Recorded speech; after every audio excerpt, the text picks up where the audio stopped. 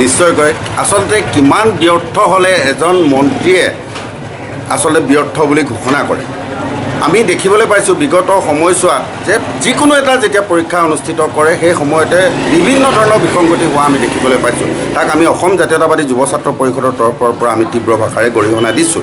এটা কথা আমি কৈ দিব বিচাৰিছোঁ, আজি যিহেতু বিজ্ঞানৰ পৰীক্ষা আছিলে, যি ছাত্ৰ ছাত্ৰীসকলৰ শৈক্ষিক জীৱনৰ প্ৰথমখন দেওনা পাৰ কৰা আজি এটা গুৰুত্বপূৰ্ণ পৰীক্ষা, আৰু ৰাতি 12টা বজাত আচলতে শিক্ষা বিভাগ আৰু শিক্ষামন্ত্ৰীগৰাকীয়ে আচলতে ছাত্ৰ ছাত্ৰীসকলক লৈ উপহাস কৰিছে নেকি, আচলতে খেলা কৰিছে নেকি, আমি এই কথাটো আমি আচলতে সন্দেহ কৰিবলৈ আমি বাধ্য হৈছোঁ।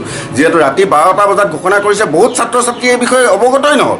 আজি আমি পৰীক্ষা কেন্দ্ৰসমূহলৈ গৈ পেলাই যেতিয়া দেখিছোঁ, তাতে ছাত্ৰ ছাত্ৰীসকলে ভিৰ কৰিছে, পৰীক্ষা দিম বুলি আশাৰে আহিছে, অভিভাৱকসকলে আশাৰে আহিছে পৰীক্ষা দিব, কিন্তু তাত গৈ পেলাই যি পৰিস্থিতিৰ সৃষ্টি হৈছে ই আচলতে এক অভাৱনীয় পৰিস্থিতি। আচলতে এই চৰকাৰখনৰ বৰ্তমানৰ মুখ্যমন্ত্ৰী হিমন্ত বিশ্ব শৰ্মা ডাঙৰীয়া যেতিয়া শিক্ষামন্ত্ৰী আছিলে, তেখেতৰ কাৰ্যকালত আচলতে গৰুৱে মেট্ৰিকৰ উত্তৰ বহী খাই পেলোৱা এনেধৰণৰ আচলতে দুৰ্ভাগ্যজনক ঘটনাবিলাক সংঘটিত হৈ থকা আমি দেখিবলৈ পাইছিলোঁ। কিন্তু তাৰ পৰাও আচলতে এই চৰকাৰখনে কোনো শিক্ষা লোৱা আমি দেখিবলৈ নাপালোঁ।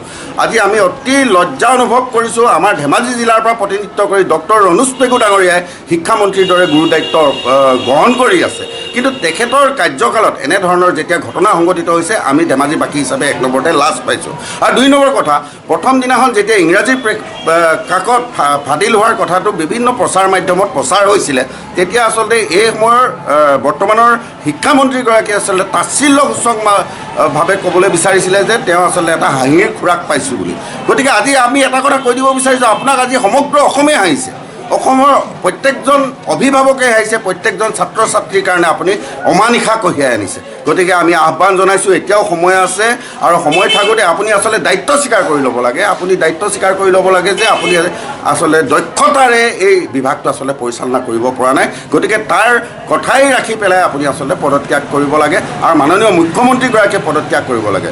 আৰু R.C. জৈন, এই জৈন উপাধিৰ যিজন আচলতে সেৱাৰ অধ্যক্ষ, তেখেতে ৰিটায়াৰমেণ্টৰ পিছতো কাৰ আশীষ পুষ্ট হৈ আচলতে কোনো এটা পৰীক্ষা সফলভাৱে অনুষ্ঠিত কৰিব নোৱাৰা এজন বিষয়াই কি যুক্তিত আচলতে এনে এটা জাতীয় অনুষ্ঠানৰ গুৰুদায়িত্ব বহন কৰি আছে, এই কথাটোত কিন্তু আমি সন্দেহ প্ৰকাশ কৰিছোঁ।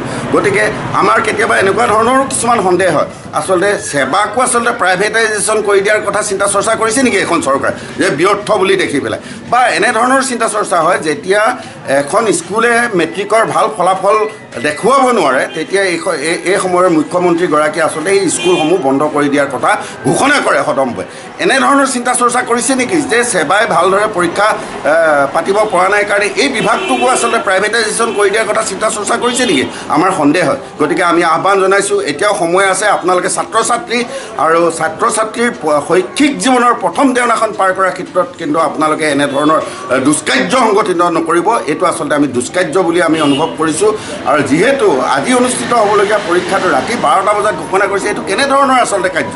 গতিকে আমি আহ্বান জনাইছোঁ সেৱাৰ অধ্যক্ষ R.C. জৈন, এইখন চৰকাৰৰ মুখ্যমন্ত্ৰী আৰু শিক্ষামন্ত্ৰীয়ে তাৎক্ষণিকভাৱে পদত্যাগ কৰক, আচলতে এইটো দায়িত্ব স্বীকাৰ কৰিব লাগে বুলি আমি অনুভৱ কৰিছোঁ। ধন্যবাদ।